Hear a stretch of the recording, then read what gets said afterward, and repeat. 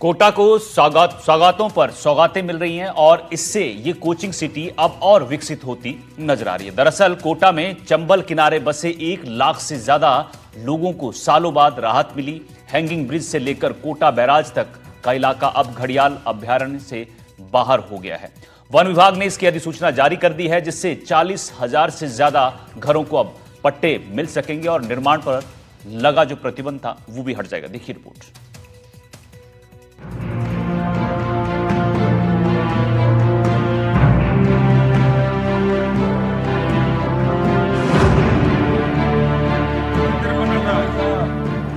नए साल पर कोटा को सौगातें मिली हैं, क्योंकि अब चंबल किनारे बसे 1 लाख से ज्यादा लोगों को हैंगिंग ब्रिज से लेकर कोटा बैराज तक घरों के पट्टे मिल सकेंगे। जी हाँ, चंबल किनारे बसे 1 लाख से ज्यादा लोगों को वर्षों बाद राहत मिली है। हैंगिंग ब्रिज से लेकर कोटा बैराज तक का इलाका अब घड़ियाल अभयारण्य से बाहर जो हो गया है। दरअसल चंबल नदी के किनारे बसे किशोरपुरा, जो कि 208 हेक्टेयर में फैला हुआ था, वहीं शिवपुरा 320 हेक्टेयर में फैला था। सकतपुरा 186 हेक्टेयर में, गुमानपुरा, नया गांव और रामपुरा के कई हिस्से इस इलाके में थे। ये वो इलाके हैं जो सालों से घड़ियाल अभयारण्य की सीमा में होने की वजह से विकास से वंचित थे।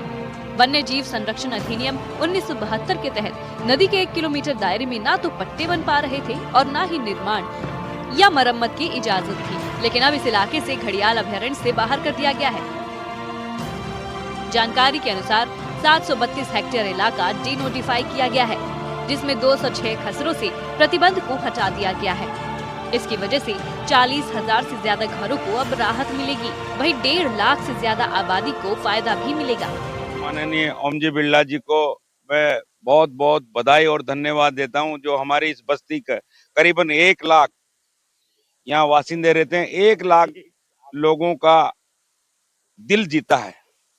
और आने वाले समय में ओमजी बिरला जी को अधिक से अधिक मतों से जिताने की हमारी पूरी बस्ती की कोशिश रहेगी। क्या हम सबसे पहले तो इसका तहे दिल से शुक्रगुजार हैं कि हमारे आदरणीय लोकसभा अध्यक्ष श्रीमान ओम बिरला जी ने अथक प्रयासों से और हमें घड़ियाल सेंचुरी गेमचुरी से बाहर किया है, क्योंकि हमारी लंबे समय से मांग थी। 22 साल से संघर्ष किया है।